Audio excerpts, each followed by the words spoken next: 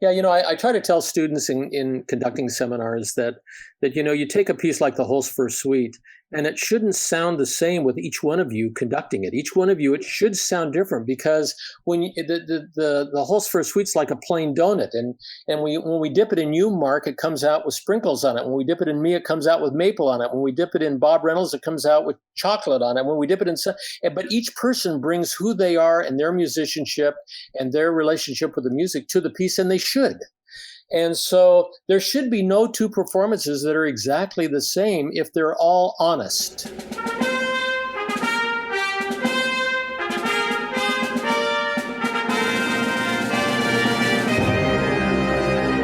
Hello, everyone. Welcome to Everything Band, a podcast that features conversations with composers, conductors, and performers of music for winds and percussion.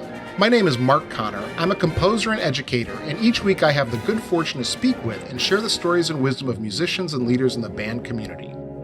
Are you planning to travel with your group sometime soon? If so, please consider my sponsor, Kaleidoscope Adventures, a full-service tour company specializing in student group travel. With a former educator as its CEO, Kaleidoscope Adventures is dedicated to changing student lives through travel, and they offer high-quality service and an attention to detail that comes from more than 25 years of student travel experience.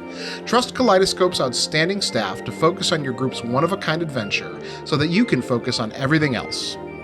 The Everything Band podcast is a proud member of the Music Teachers Development Podcast Network. The Muted Network provides support in the form of audio-on-demand programming designed by and for music educators. You can find more information about our network at mutedpodcasts.com. Before we begin, I'd like to thank all of you for listening. I appreciate your time and hope that you are finding value from these interviews. I rely on word of mouth and social media to bring the show to new listeners. If you think you knew one or two people who might find these interviews useful, please let them know about it. You can also help by following me and sharing posts on Facebook, Instagram, Twitter, and YouTube.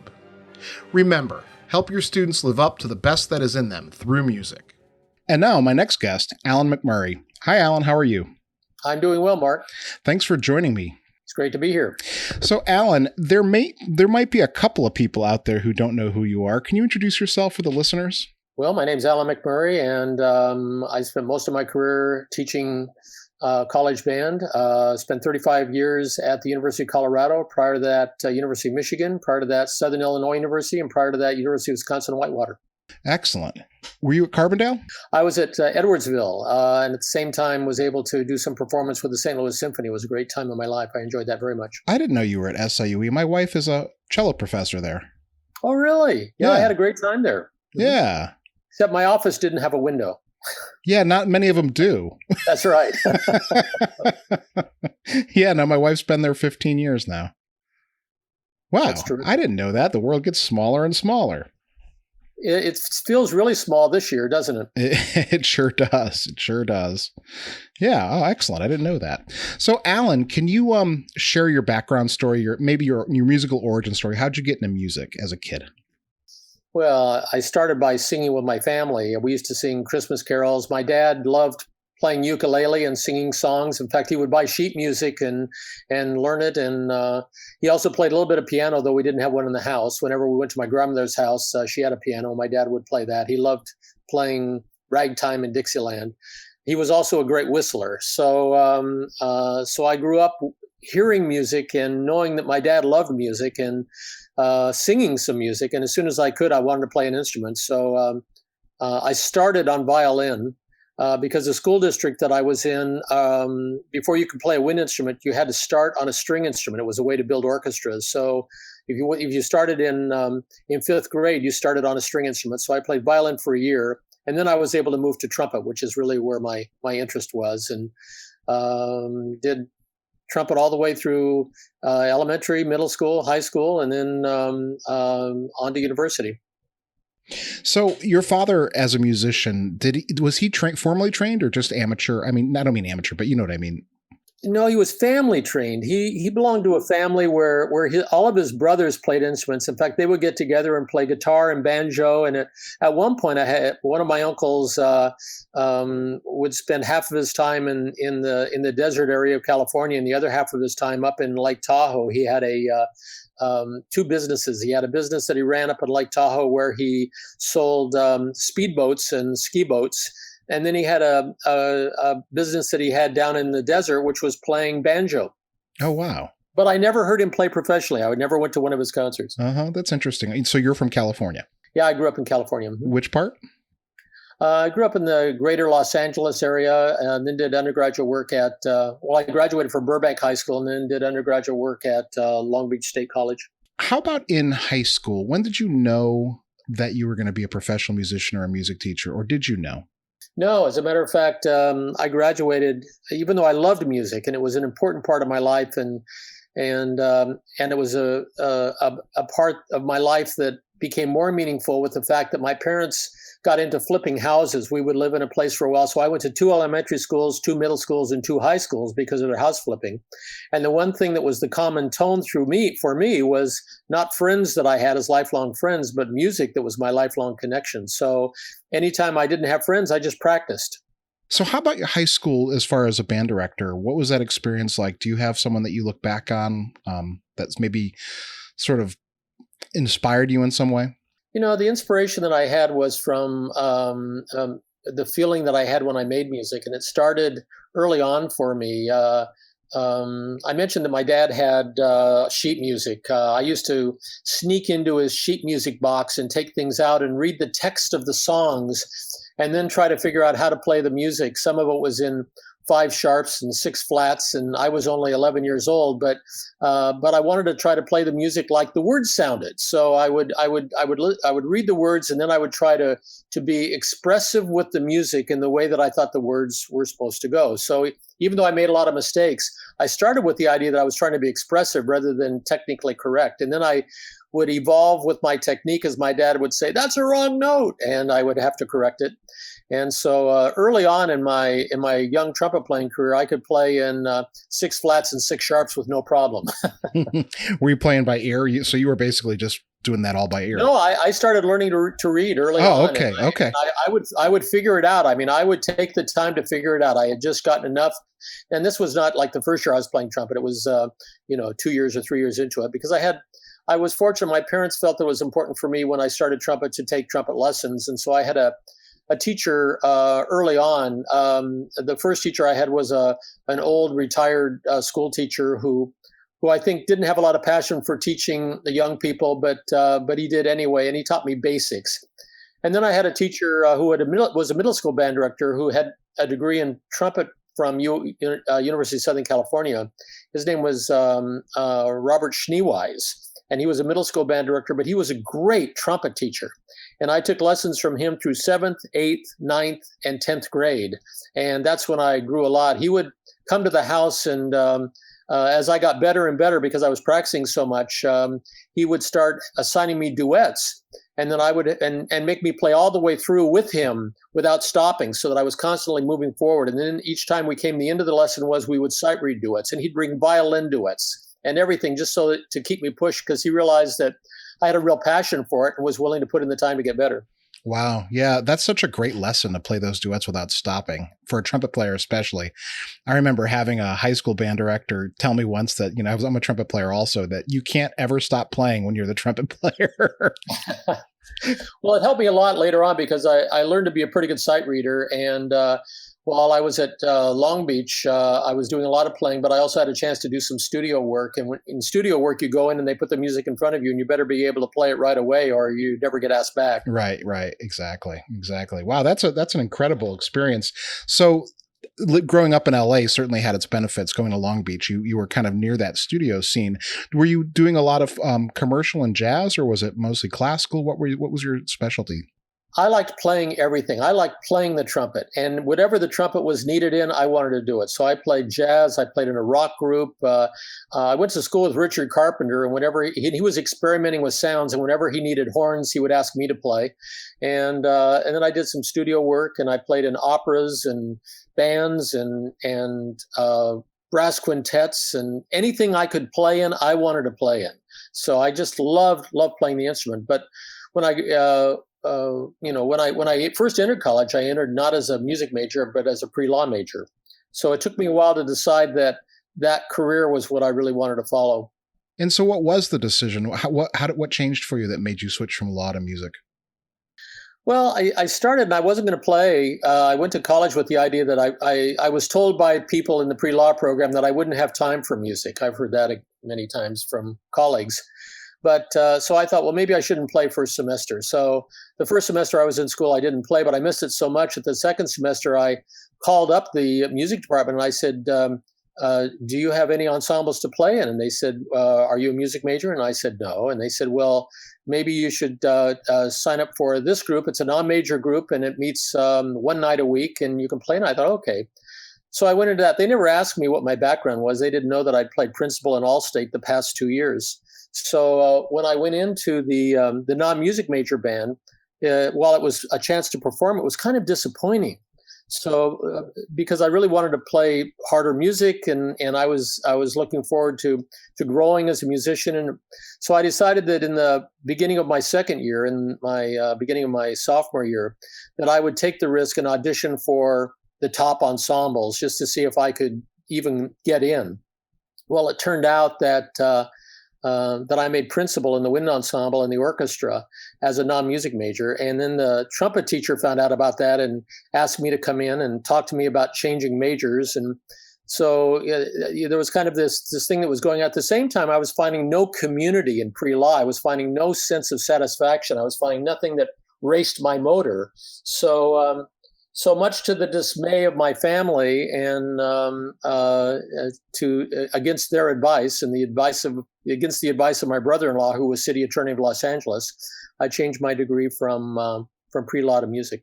Yeah, it's a common story among my guests, switching from something more productive financially.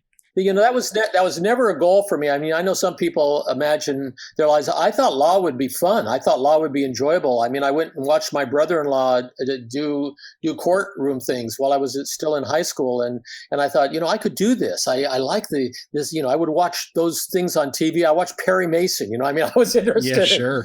I was interested in all that, but it did not touch my soul as music touched. And that was important to me. And I realized that there was something special that happened to me as a human being when I made music that didn't happen to me when I did anything else. So how about your early career? So did you did you get a music ed degree at Long Beach State? I had a degree in music education, but then I was impacted by the first major conductor of my life. When I went through a junior high school and high school, I had people who were very caring teachers, but there was nothing that I remember about their conducting. But when I got into the top group at Long Beach State, Bob Reynolds was the director of bands there. And that was the first time that I thought, man, this really makes a difference when you have somebody on the podium. And of course, he demanded a lot from the ensemble, and I loved having high expectations. I was always trying to measure myself not by anything but my own expectations. And when somebody helped me make them higher, I was all over that. So he elevated my expectations for my own playing because I was playing principal in his group, having never, even been a music major yet. So.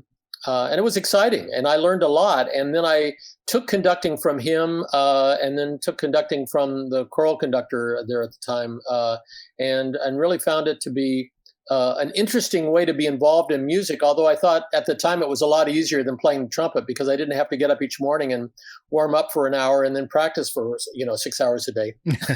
Yeah. So one of the things that's a theme is that people who've had great success in music have often had early brushes or early experiences with other great musicians. And so you had Robert Reynolds as your college band director. What do you think about that? Is there something to those connections, and how do we encourage people to go find those connections? I think that's a terrific question, Mark. And I think that the first way that we learn anything is by imitation.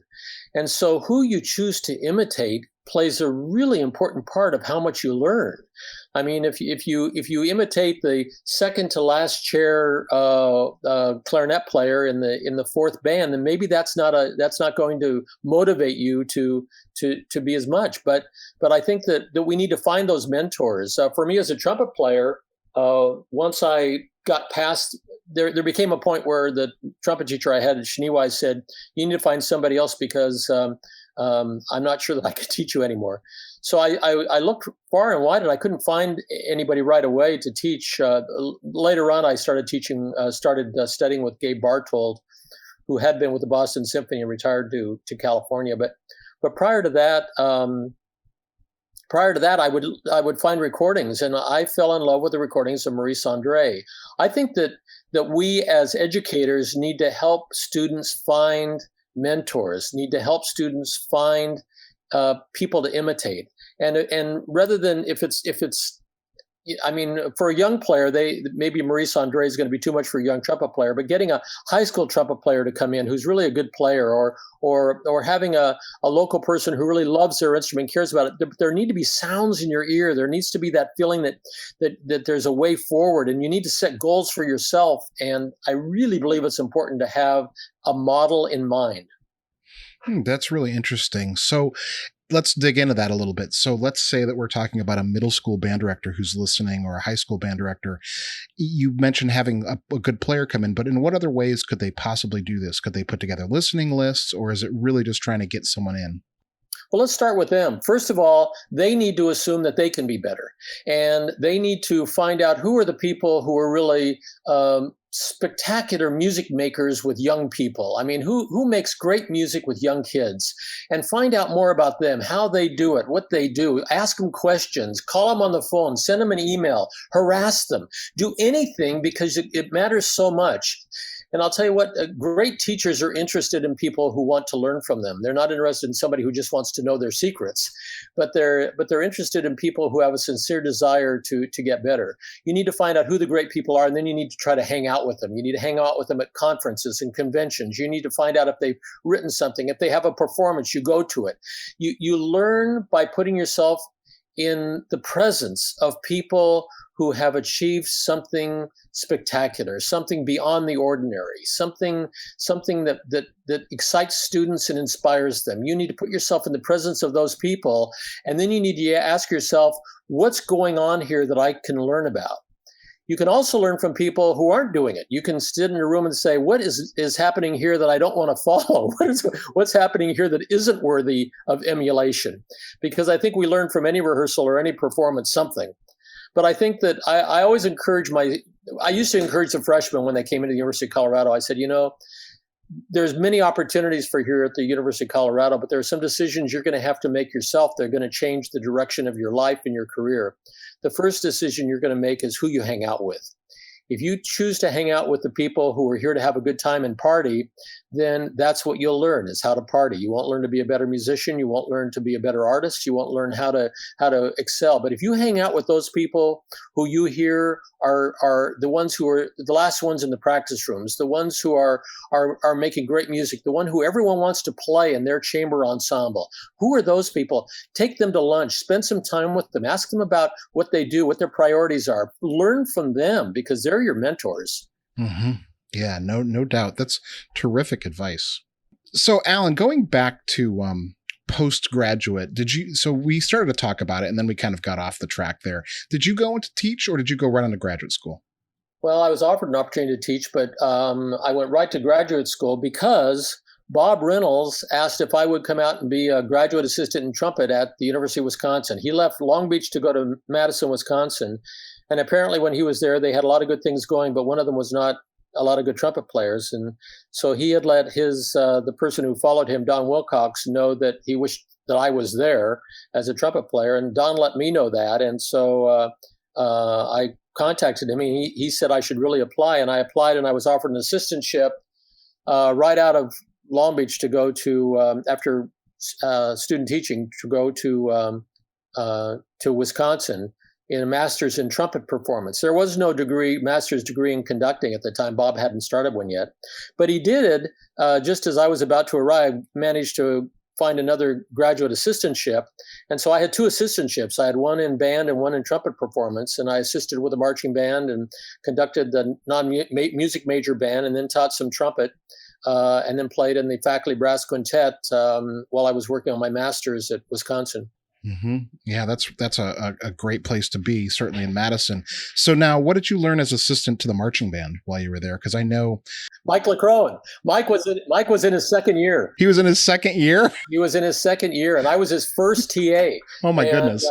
But he was filled with excitement and energy, and he really respected Bob Reynolds a lot. They were a great team, just a great team, and I felt like they invited me to be part of that team. So it was exciting for me after all the time I'd spent respecting and learning from Bob Reynolds to feel that I was now in a position where I could learn more and even more intimately through talking to him about repertoire and talking to him about conducting and talking to him about those things, even though I wasn't majoring in conducting, to do those things. And Mike LaCrowan was the same thing with marching band. I mean, I had been in the marching band at Long Beach and had taken a techniques class where I learned to do stuff, but I learned a lot about motivating and teaching and holding standards and design and arranging. Mike LaCrowan was a great arranger for marching band, and I spent a whole semester learning how to arrange marching band from him and learned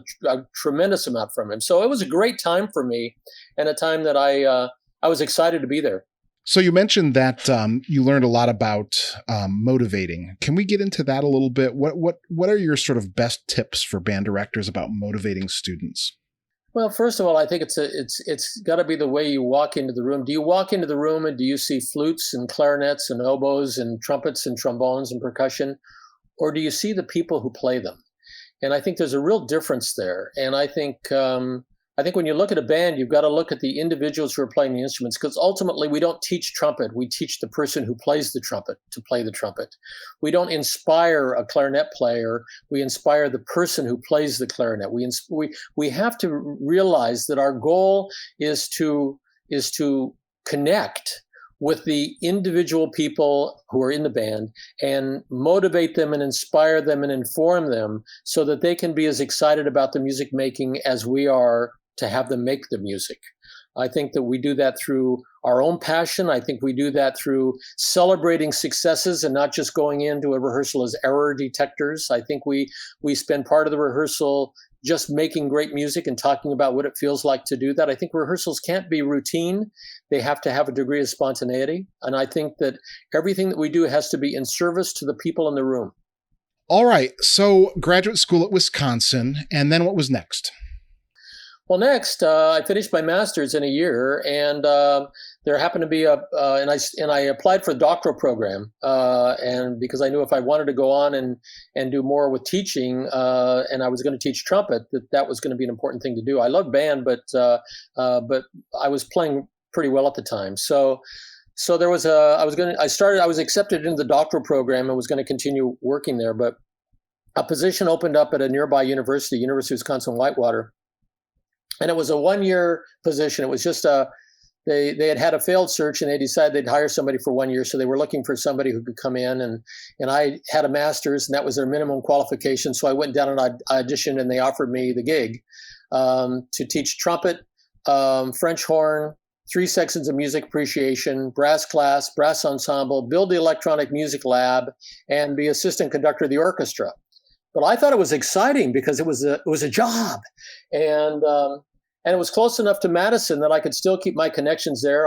They wanted me to keep playing in the faculty brass quintet there, even though I was not going to be there anymore. And I loved that, and I was able to start thinking about coursework. But I took that job in Whitewater, and then after I was there for a year, they thought that I'd done well enough that they wanted me to stay. So I stayed at Whitewater actually for 3 years.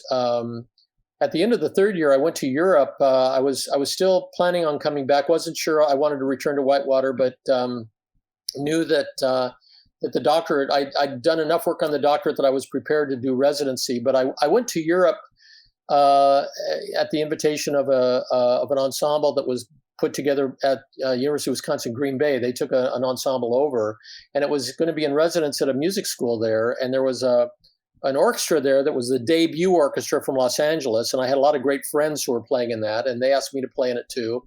And then I was studying with Pierre Thibault, who was principal trumpet with the Paris Opera while I was there. I wanted to take as many lessons as I could and try to get as much practice time.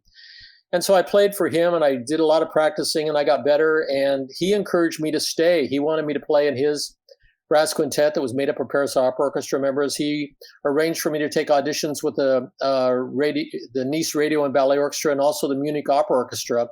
And I won all those auditions. So I was faced with the opportunity of staying in Europe and being a professional trumpet player or not. And at that point in time, when I was imagining what that was going to be like, it didn't seem like that was it, whatever the capital IT is. It wasn't it. And I tried to imagine what it was. And I went and I heard a concert. I was a chamber music concert that was going on. I heard the Dvorak Serenade being played. And I thought, I want to be involved with music like this too. And I couldn't be as a trumpet player. So I called Bob Reynolds up from Europe. And I said, I'm really uncertain right now. I've been offered these opportunities, but I think that I might want to be a conductor. And he said, well, I'm just starting a graduate conducting degree right now. If you come back and put in residence on your doctorate, you can, do what it takes to get a second master's in conducting. And I thought, well, that sounds possible. So I left Europe, and even after I got back, the conservatory called me up and wanted me to come back. They were going to create a faculty position for me, but I made the commitment to stay, and then I took a halftime leave from Whitewater so that I could keep making some money there, and kept my private students because I had 8 horn students and 16 trumpet majors at Whitewater, and then put in residence on my doctorate while getting a second master's degree. And when I finished that, there was an opening at Southern Illinois University-Edwardsville, and I decided I'd take that audition. It was for band and trumpet, and I thought this sounds like something I could do. So I auditioned there and played there, and they offered me that job. And what was really cool about that, Mark, was that the audition committee was made up of their brass faculty, and their brass faculty was members of the St. Louis Symphony. So the principal horn, the principal trombone, Bernie Sanders and Roland Pandolfi were on the search committee, and they said, we got an opening with St. Louis Symphony for 4th. Are you interested at all? I said, well, I don't even know if that would work. So they offered me a job at SIU Edwardsville, and then St. Louis offered me an opportunity to play there, and I arranged my schedule so that I could do the St. Louis Symphony whenever they needed me in the morning, and then do all my classes in the afternoon. It was a dream gig for somebody who wanted to be both a trumpet player and a conductor. And I did that until once again I got a phone call from Bob Reynolds, and he told me that Elizabeth Green was retiring from Michigan, and they were going to create 2 positions, one in music ed and strings, and the other in band and conducting. And was there anybody that I could imagine who might be interested in that job? So I asked him what conducting was going to be involved, and it was the second wind ensemble and the second band all music major ensemble. So I said, I'd be interested. So I left SIU at Edwardsville and went to Michigan, and for 2 years taught conducting, and only left because the position at the University of Wisconsin appealed to me so much because of nature and beauty and the opportunity to really build a program of my own. Yeah, so that's really interesting. The whole thing that I'm getting here so far, especially with the trumpet playing and then the decisions that you've made, is your sort of pursuit of getting better all the time. And also you're not tolerating anything less than excellence from yourself, because you had some amazing opportunities that only come to people who play at the highest level. I was playing pretty well, but I put in the time for it too. I mean, you don't, I remember times when they would kick me out of the music building because I would still be practicing both at Long Beach and at Wisconsin. So it has to matter to you that much. And it's not, and I know there was a question that you put on the sheet that you gave me that asked about competition. I never felt competitive with another person. I only felt competitive with my goal to be the best that I could possibly be, and knowing that I never was the best I could be.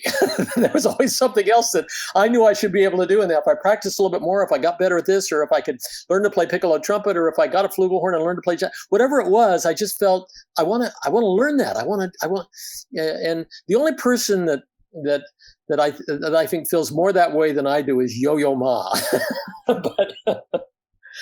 But I really, really, and I still feel that way, Mark. Even though I retired from the University of Colorado, I still get up each day and think, how can I make a contribution? What can I do? What can I do better? How can I be better prepared for what these things that I'm going to try to do? That's never ended. All right. And so now we get to the sort of like the main part of your career, and you became the director at the University of Colorado, the director of bands, and you were there for 35 years. And so tell me just briefly about that experience. It was a wonderful experience. Everything from the time I went in, when there was a lot of work that needed to be done, although Hugh McMillan, who had been there for 42 years prior to me, had been a great mentor to many students, and he'd achieved such greatness in his career. He'd been president of the College Band Directors National Association. He'd been president of the American Bandmasters Association. He was the founder of the Colorado Music Educators Association. He was I'm trying to think what the title was with Kappa Kappa Psi, but he was involved at the highest level with that as well. Everything he did, he was respected so much by his peers and the community. But everything that went on in the 70s with the Vietnam War and the protests and the protests against anything that was seemingly related to the military ultimately impacted marching bands at the University of Colorado, because Hugh McMillan was really a traditional marching band teacher who felt that it needed to be in a military style. And it got to the point where the crowd would boo the band when they came out on the field, and they were placed away from the student section so that they wouldn't be harassed. There were so many things towards the end of his career that were undeserved by him and just happened to be bad circumstance. So there was a lot of, I guess I want to say unhappiness, not in him, because he always remained positive, but I think there were a lot of people connected with the program that felt that they weren't appreciated, and not by Hugh, but by everyone else. So the program suffered from numbers, and it suffered from numbers not because of anything he'd done, but because of, I think, a lot of circumstances, because I think a lot of things that were going on there at the university impacted everybody in the arts. So I went in with a program and with the idea that I needed to do whatever I could do, and people said, do whatever you can imagine. So, but I didn't want to do things that would be disrespectful to Hugh McMillan. So one of the first things I did is I took him out to lunch and I said, here's some of the things I'm thinking of doing, but I won't do any of these things if in some way it would make you feel that I didn't respect your tenure at Colorado. And we had a great discussion. And in the end of that, he said something to me that was so meaningful. He said, Allan, he said, I had 42 years to do it my way. It's your turn now. And that liberated me. It absolutely liberated me to just imagine and dream. And then I felt a responsibility. He'd done it his way and been so successful. I needed to do it my way, but if I was going to do that. And so, boy, I started thinking about everything. I wanted to be involved with composers. I wanted to have composition seminars. I wanted to have guest artists come in. I wanted to take the ensemble and perform at conferences and conventions. I had all these dreams, and there was no money and there was no students, but the dreams of doing all this just made me get up each day with the idea I'm going to find a way. And in the end, I mean, I was there for 3 years when we took an ensemble to play for the first international conference of symphonic bands and wind ensembles. Later became WASB. We played at the Royal Northern College of Music and in Europe. And then we went and we did 2 tours of Japan and played at another WASB convention. We did tours throughout the United States, and we performed at 3 national conventions of the CBDNA. But those things were only important because they were ways of saying to the students, your work is valued, and we're going to have a chance to share your love of music with others. And so everything that we did was built upon the idea that we were building an identity of ourselves as people who weren't interested in being impressive. We were interested in being expressive. We weren't as interested in displaying fantastic technique. We were interested in revealing what we felt about the music. And as a result of that, we didn't feel competitive. We weren't about trying to get love. We were trying to give love. We were trying to take and form this relationship with our art and share it with others. And that became the reason for every outreach thing that we did and every inreach thing that we did. And the students bought into that. And as a result, the program grew and people wanted to be in the band program. And even people who prior only wanted to be in the orchestra wanted to be in the band program. And they did because they knew that there was going to be an experience in there that had the potential to be life altering. I love the one thing you said in there about how you were told that, to do it your own way and you were kind of given that freedom. Do you have any thoughts about following someone who's a beloved director? That happens a lot in our profession where we take a gig and the previous person is retiring and they were very popular and then we have to adjust the culture to our culture. Do you have any thoughts on that? Yes, I think the first thing you need to do is you need to know why that person was beloved.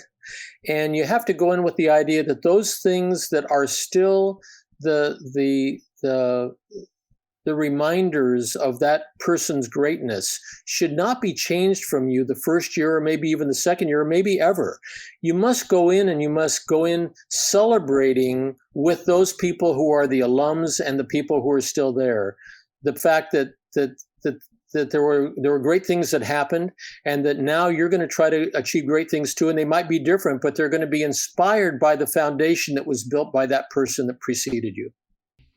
There's that old advice about not changing too much your first year, just getting the lay of the land. Yeah, I think you can be too conservative, though. I think that you have to go in and you have to be your own person. You can't be somebody else, even if you respect that person, because imitation. Bud Byer just said this once. I was doing a conducting symposium at Northwestern, and Bud Byer was there, and Mallory and I were co-teaching it, and Bud came in and he said this, and I wrote it down, and I've used it ever since, but I credited him. He said, imitation is the greatest form of flattery, but the lowest form of artistry. So to imitate someone else is not to be an artist. It might be respectful. It's the same thing as a jazz artist only playing somebody else's jazz solos because they transcribe them. You can't do that.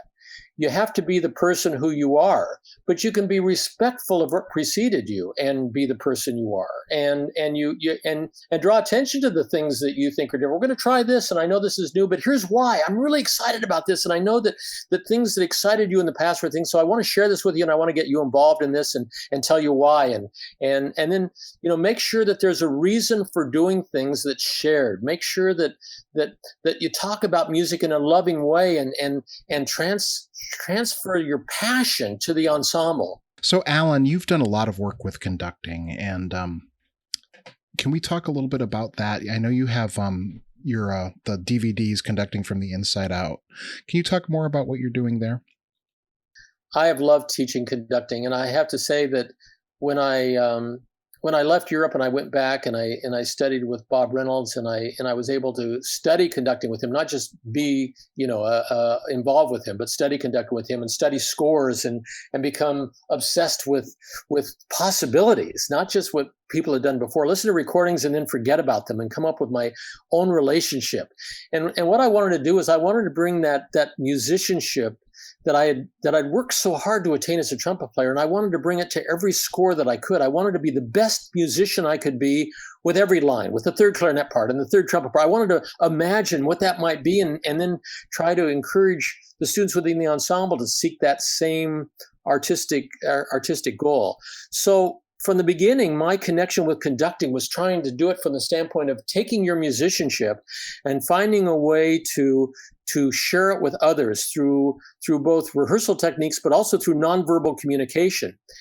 And I was constantly looking for ways that whether other arts could be involved. So while I was at Michigan, I applied for a grant, didn't get it, to study mime and incorporate it into the teaching of conducting. But even though I didn't get it, I kept that in mind. And when I went to Colorado, the first sabbatical that I had, I took a semester off and studied mime and theater and dance and incorporated those teachings. And I studied with great teachers, Marcel Marceau and Jacques Burdick and Karen Flaherty in New York. And I mean, just wonderful, wonderful teacher mentors.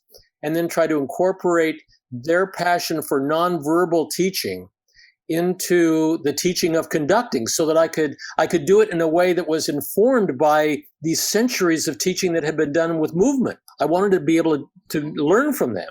And I was able to do that. And I incorporated some ways of teaching conducting that were unique. And as a result of that, I got opportunities to teach a conducting symposium and do sessions at Midwest and do, and it was just because I was trying to be imaginative and original, because I'd always tried to be creative and imaginative and original.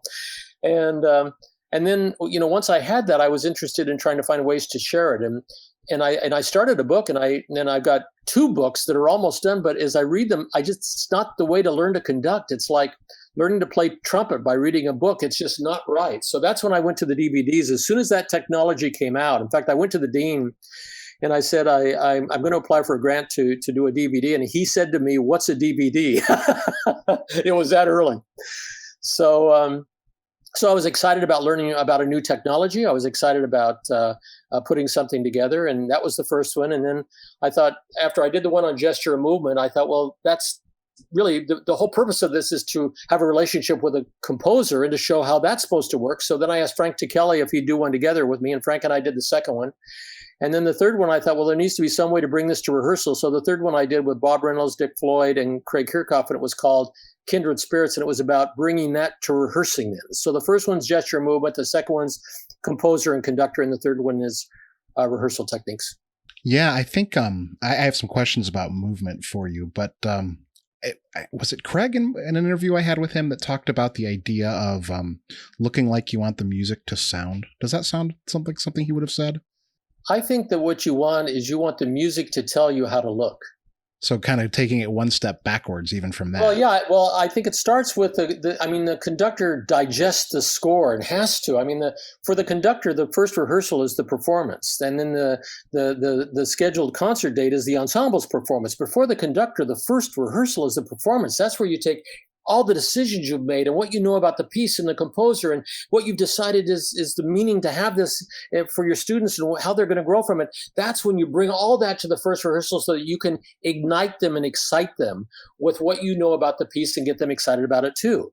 But before that can happen, you have to have an oral image of that piece that's filled with everything the composer is giving you and everything you bring to the piece of music, which is your own experiences and your own musicianship. It's that collaboration between you and the composer.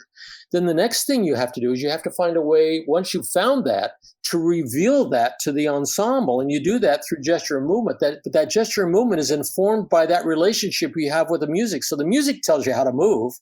And then if the ensemble then doesn't sound the way then you form another gesture to try to solicit a different response. But the music tells you how to move. I was really fortunate in my doctorate to be at Florida State and take conducting with a semester of conducting with Jim Croft.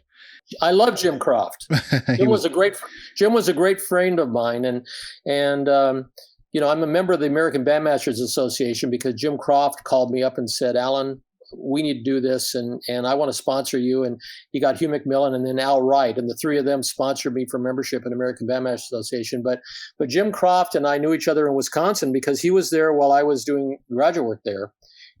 And then when he went down to South Florida, he brought me down to guest conduct and to do some other things. And then when he went to Florida State, he had me down 3 years in a row to do Tri-State and other things there too. So Jim and I had a spectacular relationship. I miss him dearly.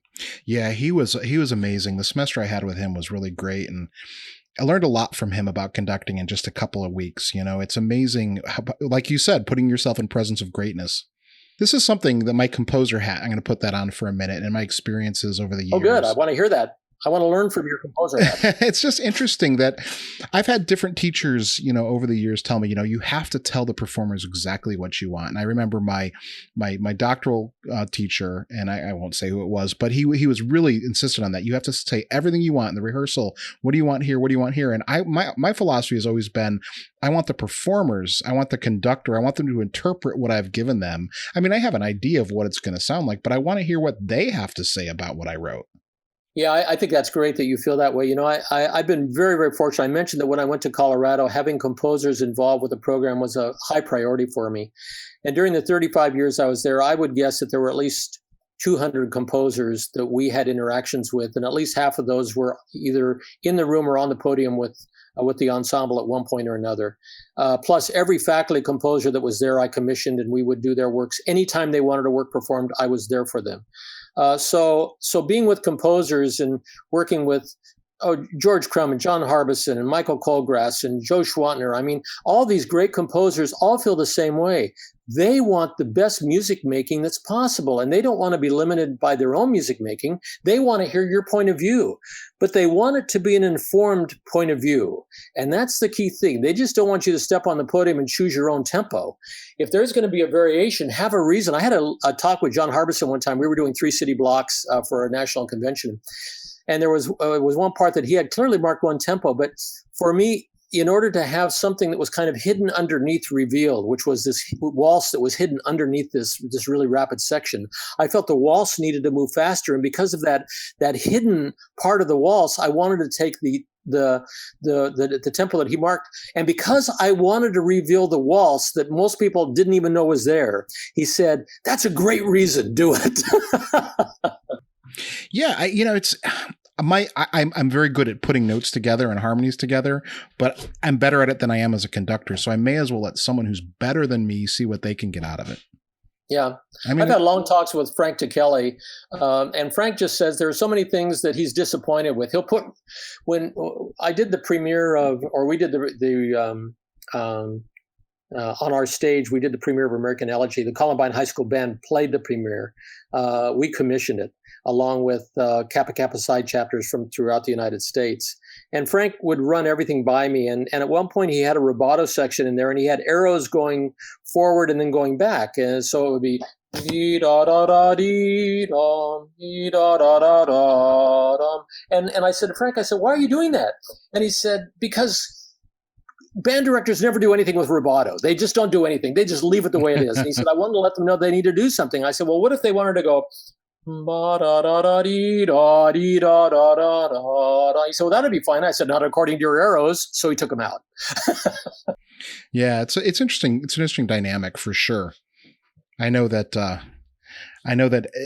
being a published composer, it's interesting when your publisher, they do the reference recordings for the advertisements and stuff, and then you hear it come back and you're like, well, that's faster than I thought, or that's slower than I thought, but then you realize it's better than you thought. Well, sometimes, but not always. And I've had arguments with composers and won, and I've had arguments in composers and lost. And when I lose, I always do it the way that they want me to do it, because it is first and foremost their creation, and I'm forming a relationship with their creation. It is not my creation. Yeah, it's true. So my priority is always, I'm going to fight to the death for what I believe in, but the ultimate authority is the composer. It's always something that interested me to hear conductor perspectives on it. But I think that, any piece of music can be enlivened through an expressive recording. I mean, if you asked Yo-Yo Ma to come into an elementary school band rehearsal and they were playing Twinkle Twinkle, and you said, Yo-Yo, would you be willing to play this for them? What would it sound like? Mm-hmm. I mean, and how would that be different than what your expectations were for the piece? It'd be That's in what tune. I'm always asking myself. Yeah. It'd be in tune and in time. Yeah. Yeah, it would be in tune. That's the first thing I think of as someone who teaches fourth graders. But even more than that, you know what I mean? Yeah, I know. Of course, I'm being, because we worry so much about technique that we forget. It's like learning to write and only worrying about spelling the words and using grammar correctly and not thinking about content. I mean, at some point we've got to say we're here to be artists. We're not just here to be technicians. We're not just here to be players or musicians. We're here to be artists. And the sooner that we can acquaint our ensemble with something that relates, and you talked about relevancy earlier, something that relates them to human experience and to humanity. I mean, if we can realize that we're all humans and we all have the same kinds of experiences. There are variations, just like the donut I was talking about before, but still we feel grief, we feel joy, we feel happiness, we feel sadness, we feel all those things, and composers use those things and write music, and we should be able to get in front of an ensemble that speaks any language and is any age and draw from those common life's experiences as we try to bring a point of view to life. Yeah, no doubt. I'm gonna come back and revisit this point in just a moment. But before I do, can I ask you, what do you wish students would ask you about conducting or teaching? Well, I mean, students ask me a lot of questions. I think that what I wish students um, would do before they decided they wanted to be a conductor is to want to be the best musician they can be. At Colorado, entry into the graduate program in conducting had a prerequisite of being able to play at a recital level on your instrument. I didn't want to have somebody come into the conducting program who had not experienced the experiences of the group that they were going to conduct. I didn't want somebody to be on the podium who was not as good a musician as the people who were in that ensemble. How can you lead somebody somewhere you've never been? And so for me, I would love for people to say, what do I need to do as a prerequisite to becoming a conductor? That's what I would like people to ask me. Not what can I do to be a better conductor? What can I do as a prerequisite? And one of those key prerequisites is to become the best musician you can, as a singer, as a player, or if you can't play anymore, as a listener, but grow in every way you can as a musician before you step in front of an ensemble and try to tell them how to do something. Hey there, everyone. My name is Ann Molesky, and I'm the host of the Anna Krusik Podcast, another podcast in the Muted Network. It's my mission to help music teachers be more purposeful, sequential, and joyful in each and everything they do as teacher musicians. Join me every Thursday as I share tips, tricks, and meaningful conversations with other music teachers about how to make the general music classroom more intentional and impactful for both you and your students. Allan, I would like to go on to the final questions, if that's okay with you. Sure. So the first of them, you've sort of answered as I ask about competition, but I want to reframe it based on an answer you just gave, if that's okay. So I usually ask, where's the line between healthy and unhealthy competition? But you mentioned something about losing artistry and, maybe the idea of, I guess what I'm trying to ask is, we sometimes see in competition that band directors may be over-programmed to impress, and that it becomes more about the technique and the hitting all the notes in the right, in tune, and we lose something about artistry. I was wondering if maybe you could talk to that topic just a little bit more. Yeah, first of all, I think we live in an age that's a remarkable age because my dad learned to play music, and I listened to him play. I mean, now we listen to perfect recordings that have been edited. I mean, I had a friend of mine who did a recording of a three-movement work once, bragged to me that there were 500 edits in the first movement. It was only like 3 minutes long, and I thought, how could that be real? How could that have a heart, a soul? It's like assembling ticker toys together. It isn't something that's intrinsic. And for me, there has to be something that has a degree of spontaneity and imagination, and there has to be life living within it. There has to be a heartbeat that's a real heartbeat, not an artificial heartbeat. A real heartbeat changes with passion, and an artificial heartbeat beats exactly the same all the time. I think rubato, as Frank said, doesn't exist in most recordings very well. I also think people don't deal with silence in a way that's expressive because they don't think about it they think of silence as a great opportunity to create an edit, but they don't think about the resonance of the sound or the duration of it before something else begins or how it begins out of it. Those are things that artists consider all the time in their performance, but that we don't consider when we're editing a recording. So I think recordings have become the enemy of expressive music in many respects. And I also think it's become the standard for performance, which is absolutely wrong, because you cannot create a live performance that's going to be able to have all those edits in the first movement. So I think what we have to do is we have to change our perception about what it is. And I think what we have to say is that there has to be competition for us to be competitive. I mean, I always felt I was competing with my own standard for excellence. I think there has to be competition that inspires you or encourages you or motivates you to want to be the best you can possibly be. I think when competition starts talking about being better than others, then we've lost our way, because it shouldn't be based upon what somebody else does. It should be based upon you being the best you can be. And if a young person does something and at that moment it's the best they have ever done, that should be celebrated, even if it's not as good as what somebody else did, you know? And so competitions sometimes take away the beauty of growing and learning because we're measured against a standard that's variable depending on how many years somebody's played an instrument or where they started from or anything else. So band competitions, I think, are irrelevant to where real learning takes place. I think they're artificial ways of measuring success. And the fact that some same school can win it year after year after year and have their band room lined with trophies. I'm more interested in how many of those students decided to keep making music after they left high school. And I'll tell you, my experience has been that the most competitive schools had the lowest number of students who decided that they were going to keep making music. And if you ask the students why they weren't participating, they would tell you, because I've already achieved everything I was hoping to achieve in high school. Yeah, it's one of the things I talked about with Patrick Dunnigan, who's the director of the marching band. Yeah. He talked about that. He's why do kids graduate from high school? Why do young adults graduate from high school, go to college, maybe play in the band, maybe not, but then never join a community band and pick up their instrument again? I see it. I teach an online music appreciation course with a lot of older students, non-traditional students. It's amazing how many of them played the clarinet or played the flute or played the trumpet 20 years ago and they never picked it up again. I think and this is for anybody that's listening to this, if the shoe fits. I think there are many conductors who get up each day and they go into a rehearsal with the idea that they're going to be error detectors. I'm going to go in and I'm going to help pitch and I'm going to help tone and I'm going to help time and I'm going to correct wrong notes and I'm going to deal with posture and I'm going to deal with hand position and I'm going to deal with embouchure and then the next day I'm going to get up and do the same thing. There's nothing that connects those students with what it is to be a musician or to be part of a musical community or to feel like you're beginning a journey that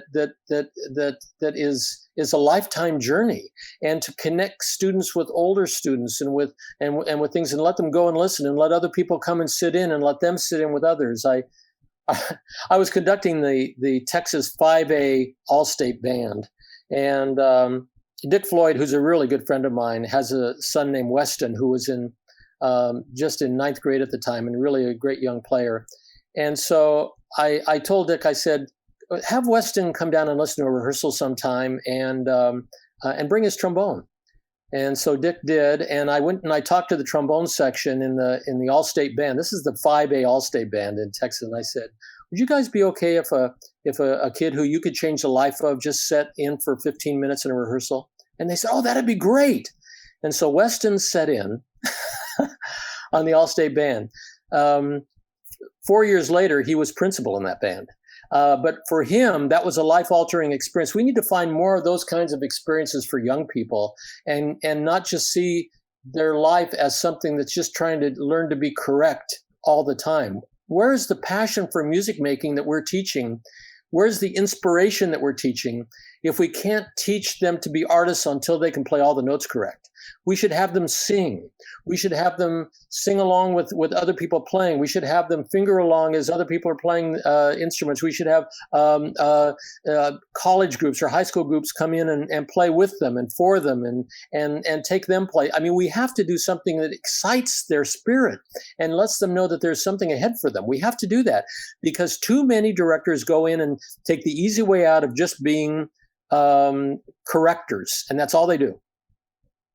Can I give you one anecdote with that? And I won't give you the name of this person, but I was for several years I did a music camp in California because it was out of the Long Beach public schools and I felt that I owed it. So I wanted to be there, and it was Arrow Bear Music Camp, and I started a conductor program there for people who had already been college conductors for many, or high school directors for many years, but wanted a kind of a refresh. So I had a college conductor come.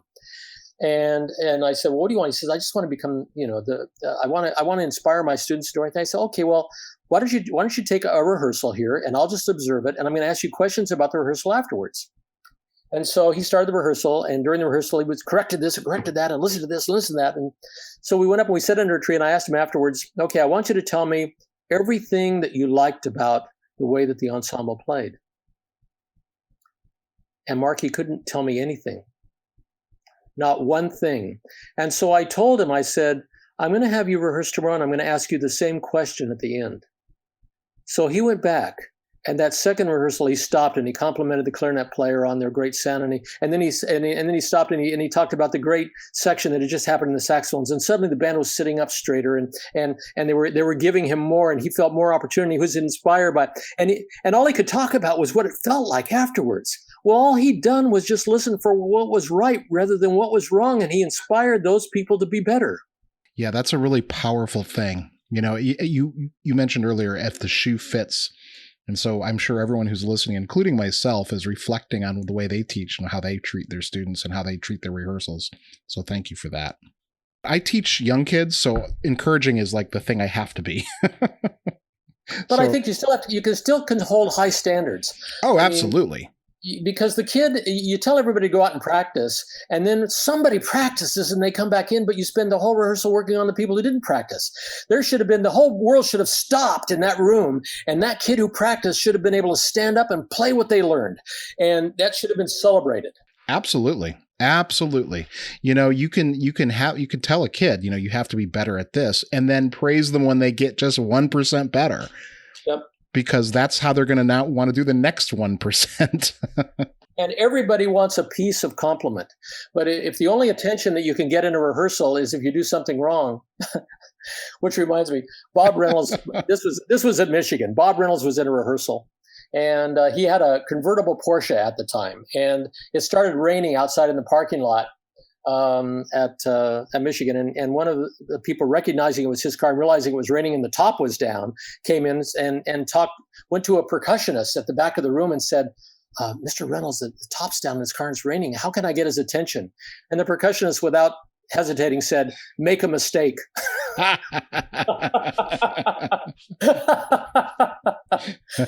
can I get his attention? Drop a cymbal. Yep, that's right.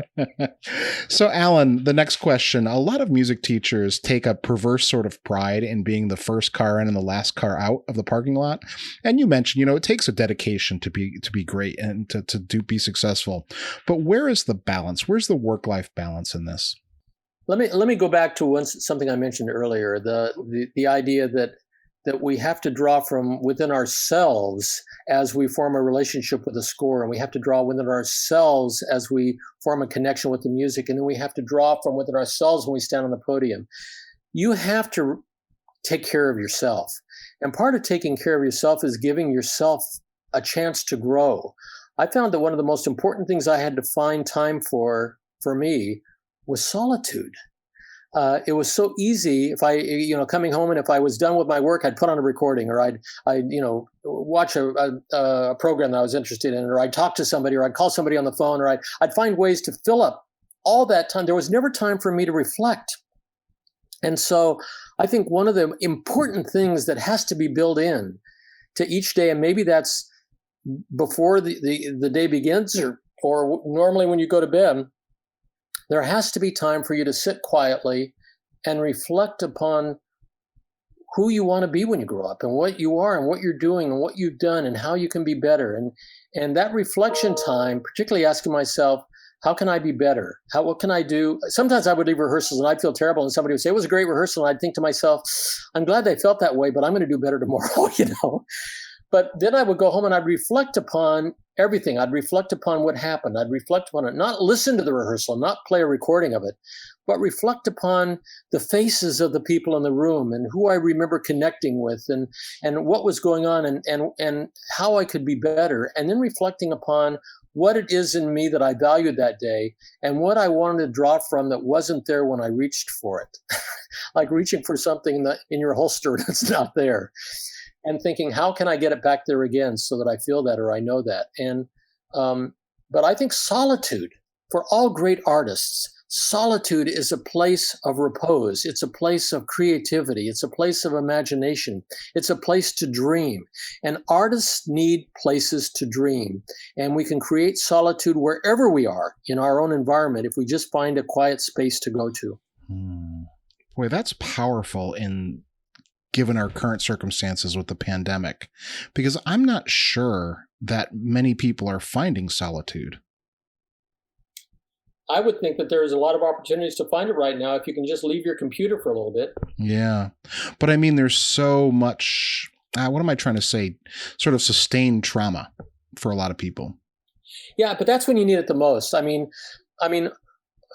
great art is inspired by every experience. And so as we're growing, I mean, we grow from grief, we grow from pain, we grow from frustration, we grow from those things because there's going to be some time when we're going to draw from that when we play a piece of music that has that within it. Composers are composed viscerally, and they compose things that express the human experience. And the only way that we can empathize with it is if we embrace those experiences when we're having them.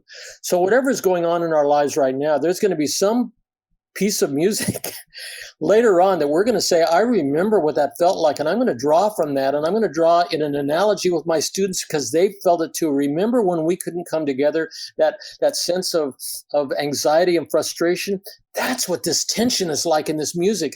And finally, when you see the resolution that occurs here, just before the coda on that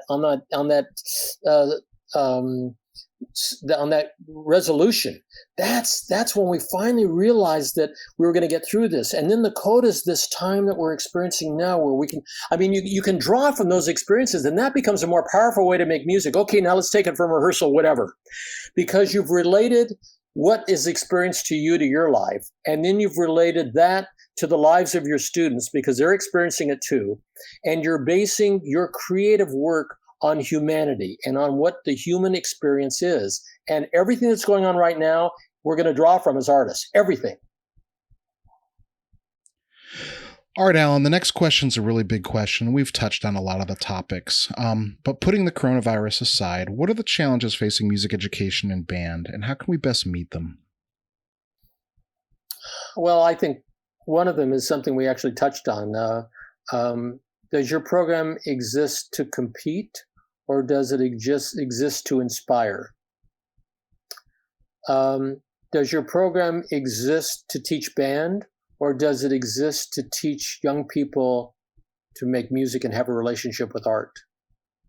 Do you choose music because it's inspirational and because you'll be able to relate it to the human experience of those students, or do you pick it because it's going to be impressive and when you learn it, the audience is going to stand on their feet?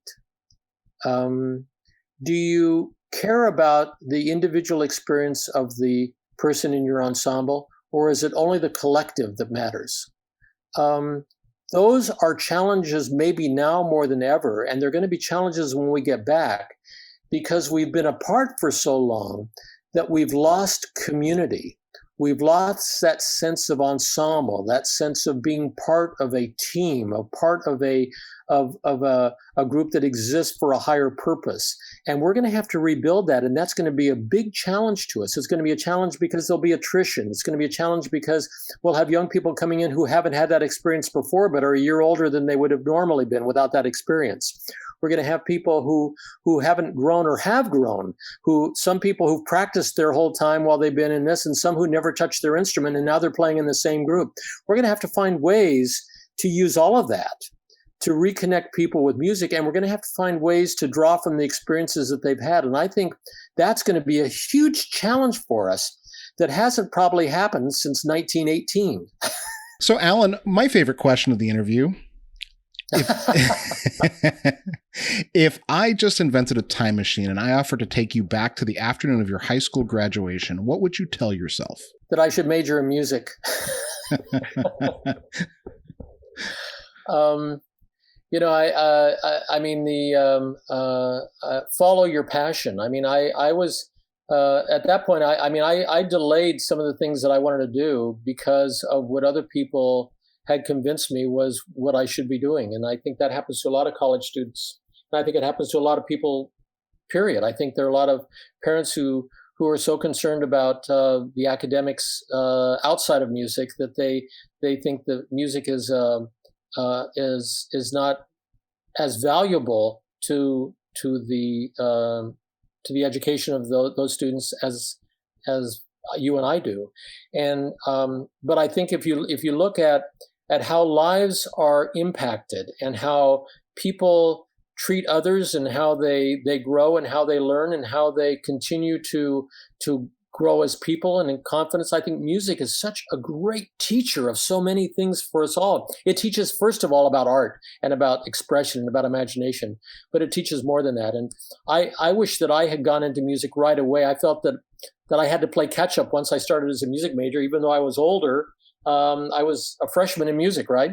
So I ended up being a freshman with Eugene Corcoran. He and I were, I was in my second year, but he was in his first. That's another remarkable connection. Yeah, we've stayed great friends throughout the time, and I still think the world of him. And ironically, this last year, we were both received an amazing honor from the College Band Directors National Association, and for both of us to get it the same year, and that was for lifetime achievement in college band directing. And I called him right away, and he called me, and both of us agreed that the other person deserved it.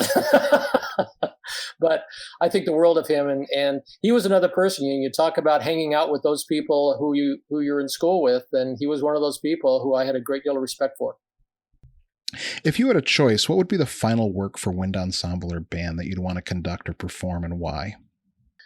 The final piece for band that I would want to conduct would be the premiere of a new work composed by somebody who I loved and composed for all the students who used to play for me. Mm-hmm.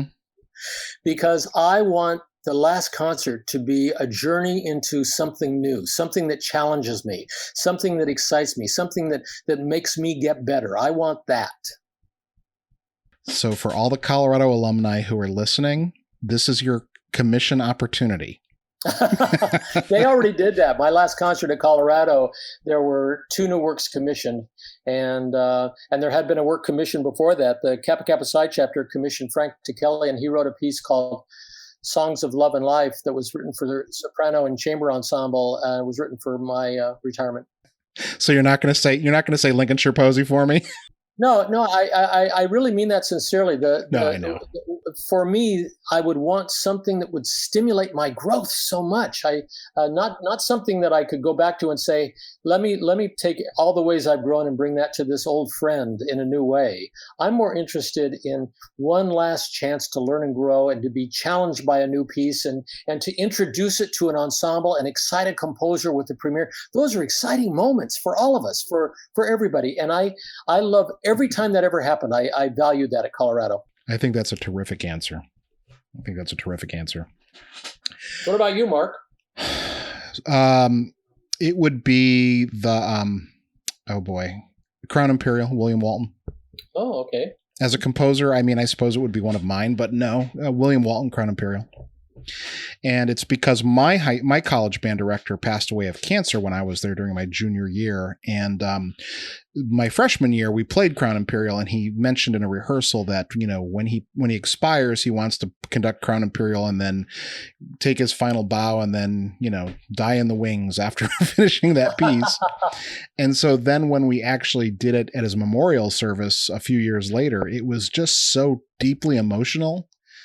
And I've never felt that sort of depth of emotion with a piece of music since then, or even before that. I mean, I've had a lot of peak moments with music, obviously, in a long career, but that is the peakiest of the peaks. That makes sense. That's a good reason. Yeah. I can't hear that piece and not cry. Uh-huh. So anyway, that's my answer. I'll stick with mine. Yeah. Also, I like the idea at the end of that performance, taking a bow with a composer friend. I like that idea, and the ensemble. Yeah, that's a great thing. Yeah, it's an interesting question. I've had a lot of different answers. Most common, Lincolnshire or David Maslenka's Fourth Symphony. Those are the 2 most common. I get the Mozart Serenade a lot. Yeah, I don't think I would want to look backwards. I think I'd want to look forward. And yeah, sure. And so for me, if you've got a last gasp and you can learn something, wouldn't that be how you'd want to spend it? Mm-hmm. Yeah, no, absolutely. It would be cool to conduct Mahler too, though. That's true. I've done that. You have? Yeah, I had the opportunity a couple of times. I guest conducted the Colorado Symphony and the Colorado Ballet Orchestra, and also we had our orchestra director was on sabbatical, and I was able to conduct, and so I had the chance to do I took all my favorite pieces, right? Rite of Spring. I mean, so it was a great time, and Brahms second and Mahler second. So those are all great pieces of music that I have a deep love for. Mahler second, I didn't do in performance; I only did in rehearsal, but it was still great. Yeah, no, I mean, my wife plays at the Eastern Music Festival with Jerry Schwartz every summer. And every summer they do a Mahler, and 2 is just a cut above all the others. It's a remarkable. Well, you see, you'll get lots of argument from different people about Mahler. A very close friend of mine, Bob Olson, who just retired as the orchestra director at UMKC, was a Mahler expert, and he had a Mahler festival and went through the entire cycle of Mahler symphonies twice. And I mean, he could sit down and he could tell you, he could sit at the piano and say, in this Mahler symphony it goes, but in here in Mahler's second, at the same section it goes. I mean, he knows them so intimately that he just lives them. Yeah, they're remarkable pieces of music. Yep, absolutely. All right, Allan. I know we're in strange times with the pandemic, but is there anything coming up that you'd like to share or promote? Well, I wish there was something that I was able to do. Among the things that I think need to happen is I think we need to keep listening to great music, and it doesn't have to be my music; it has to be anybody's music. But I think that if somebody says to you that they're doing a live streaming of something or something, show up. And because they're going to let their students know that there were people there, that there were people that cared and people that listened. And plus you'll get to hear new things and new ensembles. I would promote anybody who's able to do that. I think Baylor just did one, and I just saw another one come up, but anything that's doing those live performances, catch them. Support any local music that you can. We need to be supportive of one another right now and make those things happen. For me, as soon as you see that I'm doing my next conducting symposium, I just canceled 4 of them. I think the next one that's still on the books that has not yet been canceled is next June at University of Kentucky. So that would be the next thing I'm going to be doing. But I think we all need to be in this together, supporting one another and saying that music's important to us and finding ways to learn and grow even through this restricted time. What's next for you, Mark? What's the next thing for you? I'm trying to finish up some commissions. I have a commission for Alan Mills down at Pueblo. I know Alan. And my nephew passed away last February from an overdose, and so I'm going to write a piece for that. Oh. And I've got some little commissions to finish up, and just trying to teach. It's just I feel a little bit swamped at the moment, but just day by day. Do you feel that you're still trying or able to connect with your students as individuals? Yes and no. I think the students who I've always been able to connect with, I am. I think some of the students who are a little bit more reserved, it's an extra barrier to have a mask and distance. Yeah. I think you run the risk of losing the disaffected more easily. Oh, yeah. Or having disaffection occur, if you know what I mean. Like the at-risk kids. Yeah, and those are the ones that many times are the ones who get the greatest reward from participation in music. Yeah, and then I've also been surprised too. I've also thought some kids who maybe weren't that interested are the ones who are, maybe the most determined to make this work. Maybe because they feel like they need it the most. Mm-hmm. So you think you've found leaders in your ensembles? I don't know. What's the old saying about pressure bursts pipes?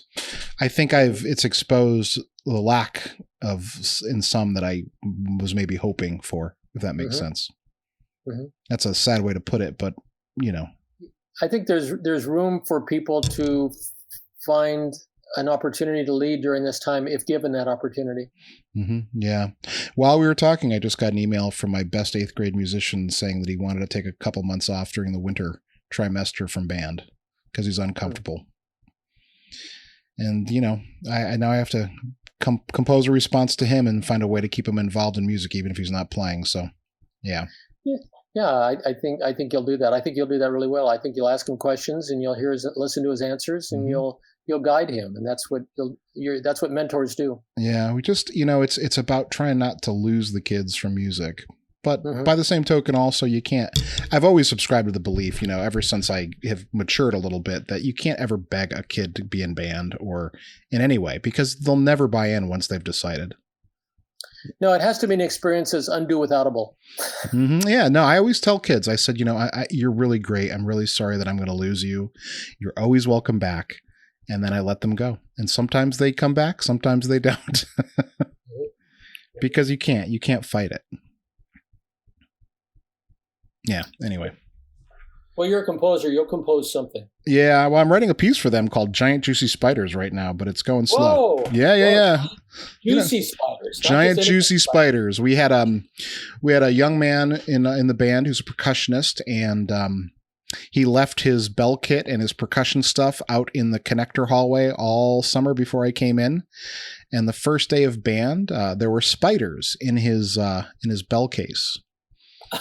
And so he didn't want to kill them, and it became a running joke. And so now the band wants a piece, Giant Juicy Spiders. It's going to be a take on Itsy Bitsy Spider. I'm trying to figure out if beginners can swing the way I want them to, though.